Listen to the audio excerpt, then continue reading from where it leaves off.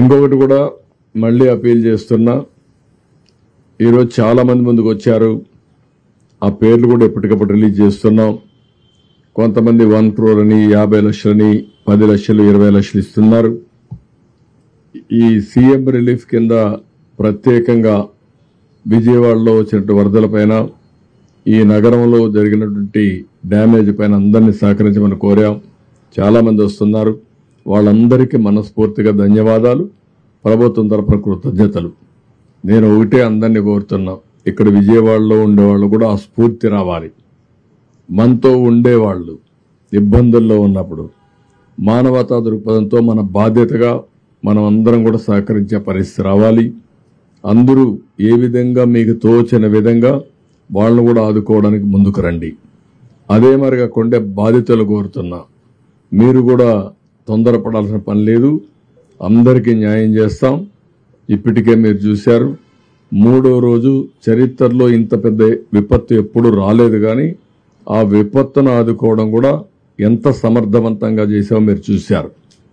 ఈరోజు ఒక ముఖ్యమంత్రిగా మీరు చూస్తే ఒక 4:30-5 గంటలు ప్రొక్లైన్లో వెళ్ళానంటే నాకు వాస్తవ పరిస్థితులు ఎక్కడైతే జరుగుతున్నాయో అక్కడికి పోవాలంటే వేరే మార్గం లేదు. నేను హెలికాప్టర్లు వెళ్ళొచ్చు, కానీ హెలికాప్టర్లు వెళితే పైన చూసేదానికి అవకాశం ఉంటుంది. డెప్త్కి పోలేం. డెప్త్కి పోవాలంటే ప్రజలతో ఇంటరాక్ట్ అయితే తప్ప సాధ్యం కాదు. అందుకని రోడ్డు మీద వచ్చి నేను చూశాను. రిమోట్ ఏరియాస్కి ఎవ్వరూ పోలేని ప్లేసెస్ కూడా వెళ్ళాను ఈరోజు. అవన్నీ కూడా స్టడీ చేశాను. ఆ విషయాలన్నీ మా వాళ్ళతో షేర్ చేసుకున్నాను. మా వాళ్ళు కూడా చాలా వరకు ఆల్ అడ్మినిస్ట్రేషన్ మొత్తం గ్యారప్ అయ్యారు. రేపు ఎల్లుండో మీకు చాలా వరకు నార్మల్సీ తేవడానికి సర్వ విధాల ప్రయత్నం చేస్తున్నాం, తీసుకొస్తాం. Thank you. అవి కూడా పెట్టాం, డిజిటల్ పేమెంట్ పెట్టాం, క్యూఆర్ కోడ్ ఇచ్చాం. అవన్నీ కూడా వర్కౌట్ చేసి ఎప్పటికప్పుడు మీడియాకి ఇస్తున్నాం, పేపర్లో ఇస్తున్నాం, ఎలక్ట్రానిక్ మీడియాకి ఇస్తాం. అదే మరి సోషల్ మీడియా ప్లాట్ఫామ్స్ కూడా పెడుతున్నాం. ఇప్పుడే మీ అందరికీ ఇది సోషల్ మీడియాలో కూడా పెట్టి అందరికి కూడా ఇది మీకు కూడా షేర్ చేస్తాం, మీడియా కూడా షేర్ చేస్తున్నాం. ఇప్పుడే పవన్ కళ్యాణ్ గారు కూడా అనౌన్స్ చేశారు. వారికి కూడా మనస్ఫూర్తిగా పార్టీ తరఫున ధన్యవాదాలు, కృతజ్ఞతలు. ఇచ్చారా? అది లేదు, రియల్గా నాది లేదు. చేశారా?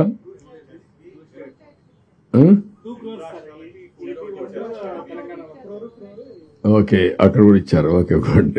నాకైతే ఐడియా లేదు, వాళ్ళు చేశారు.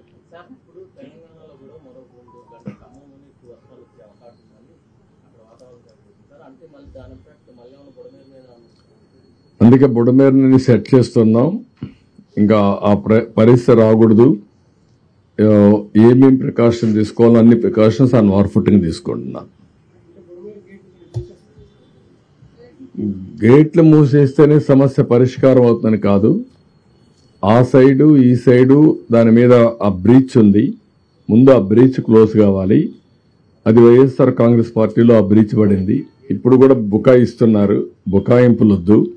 నేను వచ్చి 80 రోజులైంది. 80 రోజుల్లో మా వాళ్ళు దాన్ని డయాగ్నోస్ చేయలేకపోయారు. రెండోది, అన్ఎక్స్పెక్టెడ్గా హెవీ రెయిన్స్ వచ్చాయి. మీ మానవ ఫెయిల్యూర్. రెండో పక్కన ఇది ఇప్పుడు మాట్లాడుతున్నారు ఏదో మా మీద నెడుతుందని. ఎవరి మీద నెట్టక్కర్లా. మీరు చేసినటువంటి నిర్వాహకం ఈరోజు రాష్ట్రాన్ని వెంటాడుతూ ఉంది. ప్రజలకు అన్ని ఇబ్బందులు వచ్చాయి. ఇది ఒకటే కాదు, అడుగడుగున అడ్మినిస్ట్రేషన్ మొత్తం ఫెయిల్ అయింది. ఒక మాట చెప్పాలంటే ఒక వెంటిలేటర్ పైన పెట్టే పరిస్థితికి వచ్చారు ఈ రాష్ట్రాన్ని. అందుకని ఒక పక్క ఆర్థిక ఇబ్బందులు, ఒక పక్క అడ్మినిస్ట్రేషన్ డిఫంక్ట్ కావడం, డిపార్ట్మెంట్స్ అన్ని పనిచేయకుండా పోవడం, ఇంకొక పక్క తప్పుడు పనులు చేయడం, ఇంకొక పక్కన మీరు చూస్తే ఎక్కడికక్కడ బురజల్లే కార్యక్రమం చేయడం, ఇలాంటివన్నీ చేసే పరిస్థితికి వస్తున్నారు. ఇవన్నీ ఎక్కడ క్షమించే పరిస్థితి ఉండదు. ప్రజల్లో కూడా చైతన్యం తీసుకొస్తాం. ఒకటే గుర్తుపెట్టుకోండి, రాజకీయ పార్టీకి ఉండవలసిన లక్షణాలు ఒక్క లక్షణం కూడా ఈ పార్టీకి లేదు. నేను చాలా పార్టీలు చూశాను 45 సంవత్సరాల్లో. ఏ పార్టీ ఇలాంటి పార్టీ ఉండదు. ఒక రౌడీలను పెట్టుకొని, గూండాలను పెట్టుకొని రాజకీయ పార్టీ నడపాలి, నేరాలు ఘోరాలు చేయాలంటే కుదరదు. ఆ విషయం గుర్తుపెట్టుకోండి. నేను నిన్న ఈరోజు ఎప్పుడు చూస్తున్నాను. ఇంకా బుకాయిస్తున్నారు. బుకాయింపులు మానండి, వాస్తవాలకు రండి. Thank you.